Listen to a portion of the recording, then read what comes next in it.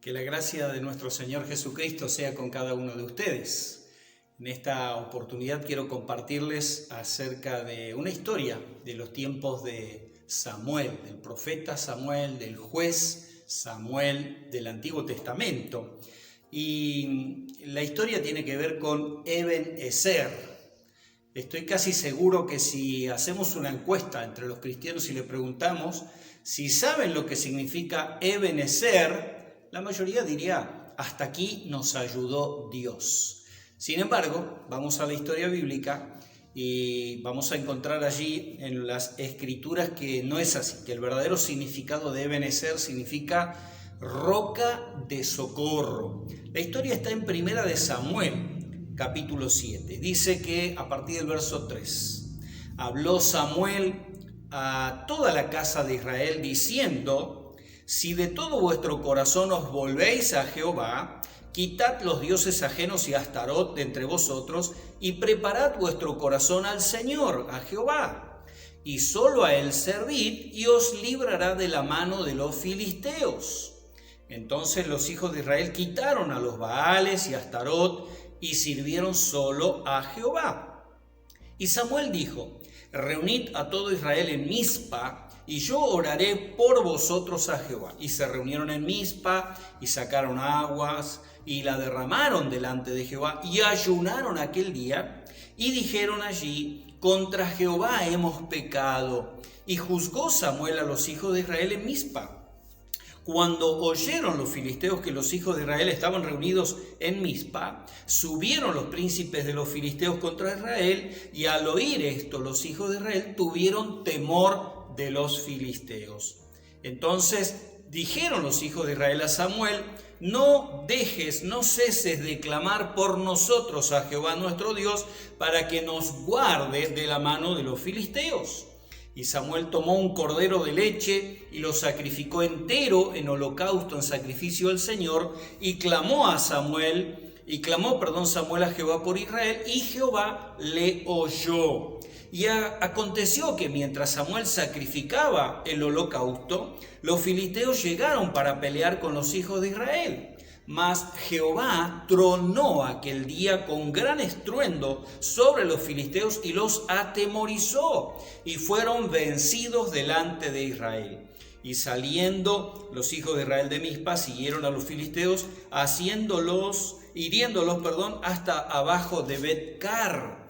Tomó luego Samuel una piedra y la puso entre Mizpa y Sen, y le puso por nombre a esa piedra, a esa roca, Eben-Ezer, diciendo: hasta aquí me ayudó Jehová, Dios, ¿no? Pero el significado en sí de Eben-Ezer es piedra de ayuda o piedra de socorro. Así fueron sometidos los filisteos y no volvieron más a entrar en territorio de Israel. Y la mano del Señor estuvo contra los filisteos todos los días del liderazgo de Samuel. Fueron restituidas a los hijos de Israel las ciudades que los filisteos habían tomado de los israelitas, desde Cron hasta Gad.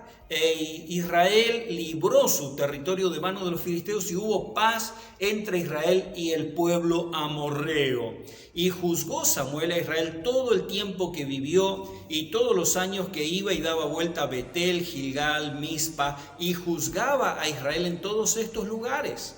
Después volvía a Ramá, porque allí estaba su casa, y allí juzgaba a Israel, y edificó también allí un altar a Jehová.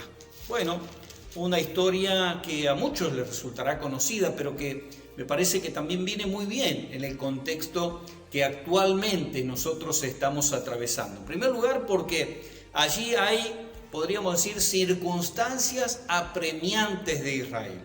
Israel estaba viviendo en una frustración, en un fracaso, en un estado de derrota cuando leemos este pasaje. El contexto de este pasaje: durante un plazo de aproximadamente 20 años, los filisteos tuvieron dominados a los israelitas, los subyugaron.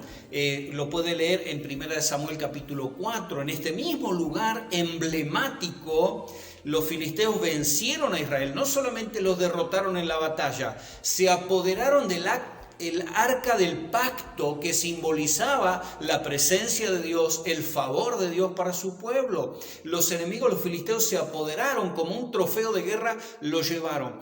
Cuando las noticias de la derrota y especialmente del secuestro, podríamos decir así, de parte de los enemigos de este elemento tan fundamental del culto que era el arca, cuando estas noticias llegaron a Elí, que era en ese momento la autoridad máxima del pueblo, dice que este hombre se cayó para atrás en la silla donde estaba sentado y se desnucó y murió. Así que aquel día fue una verdadera catástrofe nacional. Transcurrieron 20 años y a los 20 años ocurre lo que nosotros estamos leyendo aquí en 1 Samuel 7, donde Samuel toma la iniciativa, convoca al pueblo y les dice: miren en qué circunstancia estamos, miren en qué condición estamos, en frustración, en derrota, en la ruina, porque nuestros enemigos hacen con nosotros lo que queremos. Pero justo antes del pasaje que leímos, los filisteos, después de haber tenido un sinnúmero de infortunios, entendieron que todo eso era porque ellos se habían apoderado del arca y se lo devolvieron a Israel. Entonces ese fue el momento que Samuel entendió: esta es la oportunidad para hacer un cambio. Y la convocatoria que él hace es una convocatoria muy interesante. Él dice: vengan, si ustedes se vuelven de todo corazón a Dios, si ustedes renuncian a los ídolos y si ustedes preparan su corazón para servir a Dios, Dios los va a librar de los filisteos. Qué propuesta, ¿no? Qué propuesta. Tiene mucho que ver también con lo que nosotros hoy vivimos. Y allí está muy claro que la base de la victoria, la base del triunfo, la base para obtener logros y buenos resultados en nuestra vida tiene que ver con estar alineados con Dios, tiene que ver con volvernos a Dios. Y evidentemente era cierto, todo lo que Samuel como profeta les dijo era verdad, porque encontramos que ellos renunciaron a sus ídolos, se apartaron, abandonaron sus ídolos, ¿no? Dejaron de confiar en otros objetos a los que le estaban rindiendo culto, se volvieron verdaderamente a Dios, confesaron su pecado, abrieron su corazón, y eso fue lo que generó una atmósfera de cambio en la historia de Israel. Así que tenemos mucho para aprender, amigos, amigas, hermanos, hermanas, a través de esta historia. Si nos volvemos francamente a Dios, si somos honestos espiritualmente, si somos francos para con el Señor y nos volvemos a Él sinceramente, Dios no nos va a dejar a merced de nuestras pruebas, de nuestras luchas, no nos va a dejar lidiar solos con nuestras crisis. El Señor va a venir a nuestro encuentro para ayudarnos, como aconteció allí en la historia que nosotros estamos leyendo. Y dice que el enemigo, con astucia y podríamos decir con cierto oportunismo, el enemigo entendió que ese era el momento de atacar, porque entendió: los israelitas están distraídos, están rindiéndole culto al Señor, a su Dios, a Jehová, están ofreciéndole ofrendas, sacrificios. Dijeron: este es el momento justo para atacarles. Y fue un grave error de parte de los filisteos. ¿Por qué? Porque encontraron que Israel, desde el momento en que se puso otra vez en sintonía con Dios, tenía la moral alta y tenía los mejores recursos, estaba en la mejor posición para ofrecer no solamente resistencia, no solamente para defenderse de los filisteos, sino para perseguirlos, como dice acá, hasta un determinado lugar que se nombra aquí, hasta Bet-car, es decir, para lograr una victoria contundente y prácticamente definitiva que trajo paz a Israel durante largos años. Así que cuando nosotros nos volvemos a Dios, así que cuando nosotros rendimos adoración al Señor, así que cuando nosotros nos enfocamos en Él y lo ponemos a Dios primero, Jesús habló de esto, ¿no? En Mateo 6:33 dijo Jesús: busquen primero el reino de Dios y su justicia, y todo lo demás vendrá por añadidura, ¿no? Y aquí encontramos un cumplimiento de esto. Cuando ellos se alinearon con Dios, Dios no solamente les dio una gran victoria en ese momento, sino que de ahí en adelante hubo un periodo de paz. Un periodo donde Israel pudo estar holgado, donde pudo disfrutar de sus cosechas sin temor de que los bandidos vinieran a robar su producción.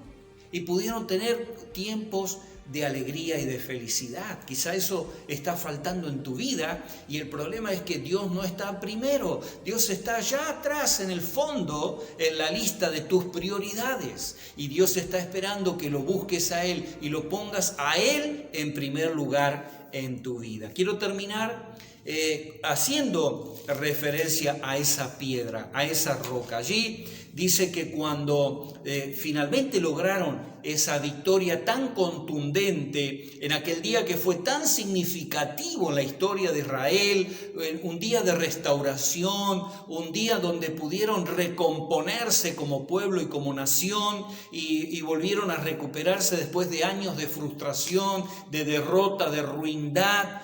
Aquel día dice que el profeta Samuel puso una piedra y esa piedra para mí tiene tres cosas importantes de las cuales nosotros podemos aprender. En primer lugar, esa piedra era un monumento para recordar el pasado, porque dice, hasta aquí nos ayudó Jehová. Y la intención de Samuel es que Israel no se olvide nunca de aquella batalla, de aquel momento clave en su historia y de aquella gran victoria.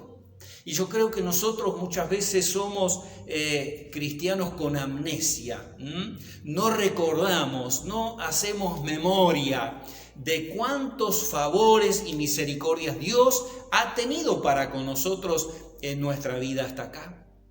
La colocación de aquella piedra, en primer lugar, era un monumento respecto del pasado. Pero en segundo lugar, aquel era un mojón para el presente, porque él dice, hasta acá, llegamos hasta este punto, llegamos hasta esta situación, estamos en esta condición, no por mérito nuestro, sino porque Dios nos ayudó, porque Dios ha sido la piedra de ayuda. Si Dios no nos hubiera ayudado, no hubiéramos llegado hasta acá, no sería posible. Seguiríamos siendo un pueblo fracasado, seguiríamos siendo un pueblo disperso, un pueblo que no tiene paz, que no tiene alegría y que no conoce la victoria. Así que también nosotros tenemos que establecer en nuestra vida no solamente un monumento del pasado, de todo lo que el Señor ya hizo a favor nuestro, sino que también ahora tenemos que mirar nuestro presente y ser agradecidos y reconocer que estamos donde estamos gracias al favor y a la misericordia de Dios. En tercer lugar, aquello era también una piedra que debía servir de inspiración para el futuro. Monumento para el pasado, un mojón para señalar el presente, pero también una piedra para inspirarlos en el futuro.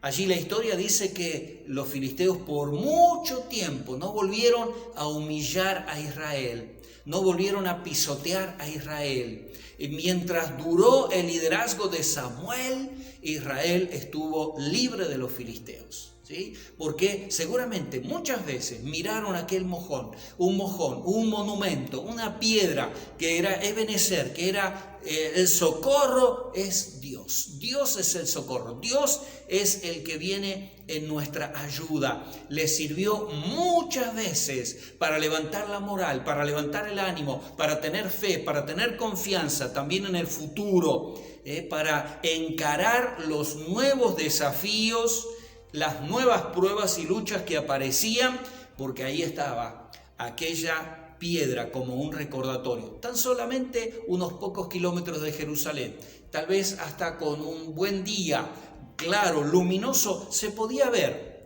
la roca que puso Samuel desde Jerusalén, ¿sí? Aquel monumento estaba allí también para inspirarles hacia adelante. Y eso es mi deseo también para ti, hermano, hermana, amigo o amiga. El apóstol Pablo dirá luego en el Nuevo Testamento, en 1 Corintios capítulo 10, que Cristo es nuestra roca.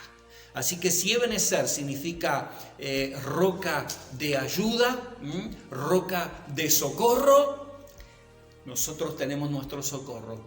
Jesucristo es nuestra roca, dice el apóstol Pablo. Así que no hay razón para vivir en derrota y en fracaso. Si nos volvemos a Dios, si ponemos nuestra confianza en Él, si nos apartamos de todo ídolo, si renunciamos al pecado, el Señor nos va a bendecir, nos va a respaldar en nuestras luchas y no nos va a desamparar. Te animo con esta palabra. Que Dios te bendiga.